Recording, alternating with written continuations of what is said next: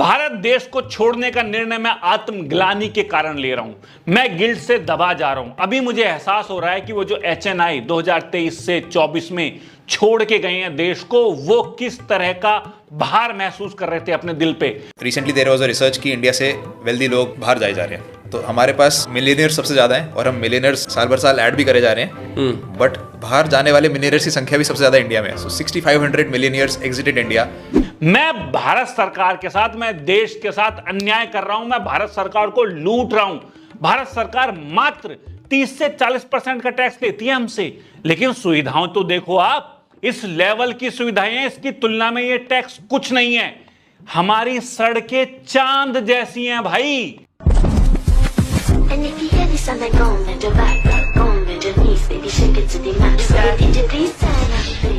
ये डिजाइन के साथ, बल्कि आप बेसिक सुविधाओं को देख लो, सरकारी स्कूल को देख लो भाई, क्या एस्थेटिक लुक के साथ आते हैं। और टीचर्स तो भाई बाहर के जो लिखते हैं वही पढ़ते हैं, लेकिन हमारे गवर्नमेंट स्कूल के टीचर इतने टैलेंटेड हैं। JUNGU क्या हुआ? चप्पल कहां मेरी। लिखते जुगनू हैं, पढ़ते जनवरी हैं। नॉर्मल बाकी देशों में तो जो टीचर है वो होश में ही पढ़ा पाते हैं, हमारे यहां दारू पी के भी पढ़ाते हैं। सब दिखा रहा हूं। इतने टैलेंटेड टीचर भाई बाकी देशों में तो नहीं मिलेगा। हॉस्पिटल्स को देख लो भाई, हॉस्पिटल्स के बाहर आपको पूरा रोड मिलता है कि भाई सो आराम से लेटो, महीने महीने टाइम देते हैं वो आपको, क्योंकि जो हॉस्पिटल में जिन्होंने पहले पैसे दे दिए, पहले उनका ऑपरेशन भी तो करते हैं। ये भी बैकडोर की सुविधाएं किसी देश में नहीं मिलती है। और एक बार डॉक्टर के हाथ आपका पेशेंट लग गया तो फिर आप मुक्त हो, क्योंकि पेशेंट भी मुक्त है। मैं उस साल जी 2 साल से परेशान हूँ। किस चीज का इलाज करा रहे हो आप? बच्चे का दिल में छेद है। एनिमल लवर है हमारे देश के सरकारी हॉस्पिटल। चूहे भी पलते हैं और बच्चे भी सेम जगह पलते हैं।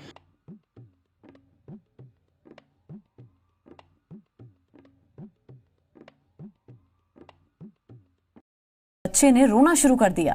जब उसकी मां ने देखा तो उसके हाथों से काफी मात्रा में खून बह रहा था।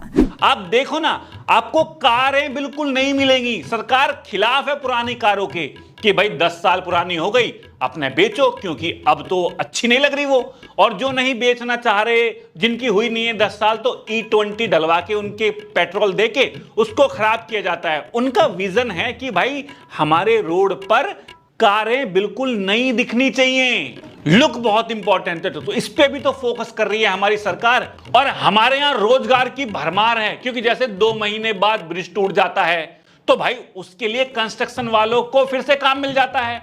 एक बारिश पड़ी, सड़क टूट जाती है, खराब हो जाती है, तो फिर से उनको काम मिल जाता है।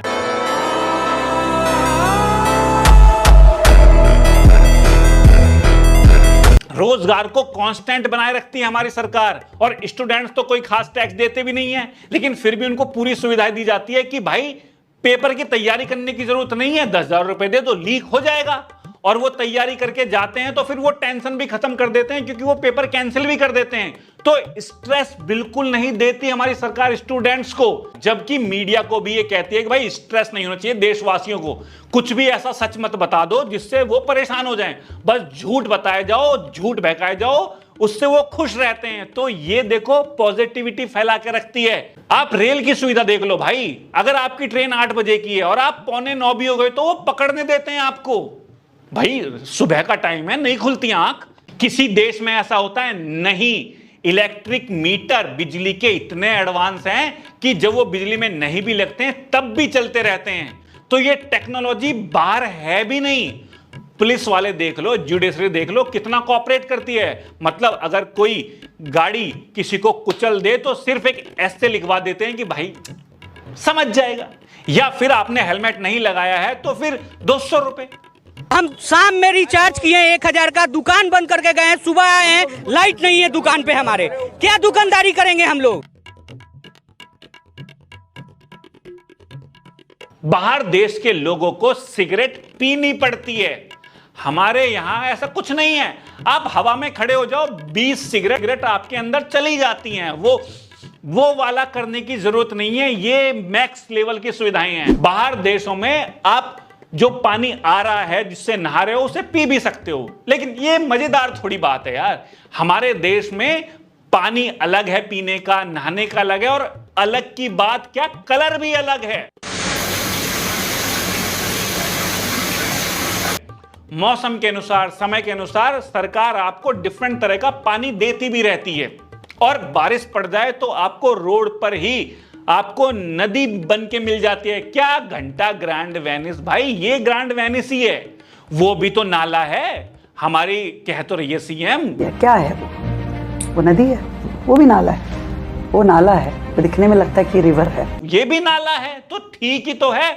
आपको ग्रैंड वेनिस बाहर देशों में जाने की जरूरत नहीं है। बारिश में फव्वारों की सुविधाएं भी आपको मिल जाती हैं।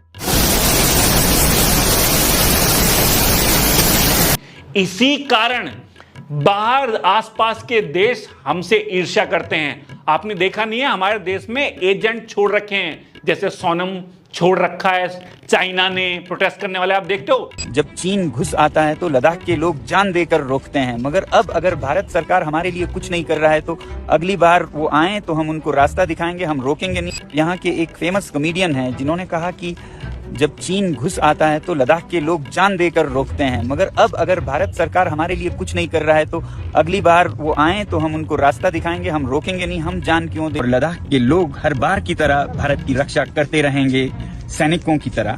जय हिंद, जय भारत। तो किसान थे, वो खालिस्तानी थे, बांग्लादेश, नेपाल, इन सब ने हमारे देश में एजेंट छोड़ रखे हैं जो प्रोटेस्ट करते रहते हैं। तो ईर्ष्या तो हो गई जब हमारा देश इतना विकास कर रहा है। सरकार लोगों के साथ खड़ी रहती है।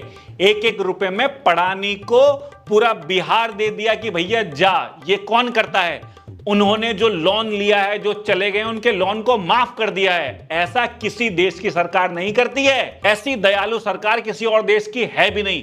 सरकार की दयालुता तो यहां पे दिखती है कि बाहर देश के लोगों को वोट देने जाना पड़ता है। जो जिंदे हैं केवल वही वोट दे पाते हैं। हमारे देश में नहीं है ऐसा। जो मर गए वो भी वोट दे सकते हैं। और ऐसा भी नहीं है बाहर देश की तरह कि भाई इसको वोट देना है तो ये बटन दबाना है, इसको वोट दे। वोट जहां जाना वहां जाएगा, कोई भी बटन दबा दो, कंसंट्रेट करने की जरूरत भी नहीं है। तो ये नेक्स्ट लेवल की सुविधाएं हैं भाई। हमारे पीएम को देखो 3-3 दिन तक टट्टी रोक के रखते हैं। 80 साल की डेमोक्रेटिक लेगेसी में शायद ही कोई प्रधानमंत्री होगा जो पार्टी की बैठक में डायस पर से उठकर क्रैश होने के लिए भी नहीं जाता। तो ये कोई देश का पीएम सुना है आपने? नहीं। और टैक्स कितना देते हैं हम? मात्र 30-40% का टैक्स देते हैं बस। रोड बनाने का टैक्स दे दिया, रोड पे चलने का टैक्स देते हैं बस। ये छोटे मोटे टैक्स हैं भाई, लेकिन सुविधाएं तो आप देखो। तो कोई क्यों इस गिल्ट में दबा जाएगा? तो भाई मैं तो और क्या करूं भाई, मैं तो चाहता हूं कि 80% का टैक्स लगे, तब जो ये सुविधाएं हैं ये मैच करेंगी भाई। तो भैया या तो सरकार ज्यादा टैक्स ले या फिर इन सुविधाओं को कम करे, नहीं तो भाई हम जैसों पे तो अथू। देखो तुमको सोचो, इस देश की मीडिया का बिक जाना ही सही है। एक राजीव प्रताप नाम का इंडिपेंडेंट जर्नलिस्ट जो अपने शहर के हॉस्पिटल को एक्सपोज करता है। कितनी लापरवाही इस हॉस्पिटल के अंदर है। वो 18 तारीख को घर से गायब हो जाता है, फिर 10 दिन बाद उसकी बॉडी मिलती है। और लिस्ट में खाली है नहीं, इससे पहले मुकेश चंद्राकर, उनसे पहले धर्मेंद्र सिंह चौहान, राकेश सिंह, चिन्ना केसावलू, सुलभ श्रीवास्तव, शुभम मनी। राकेश सिंह को तो जला दिया गया था, चिन्ना केसावलू को पुलिस वाले ने गोली मार दी। ऐसे बहुत सारे छोटे जर्नलिस्ट हैं जिनने अपनी लोकल अथॉरिटी को एक्सपोज किया और मारे गए, और इस बारे में कोई बात भी नहीं करता। तो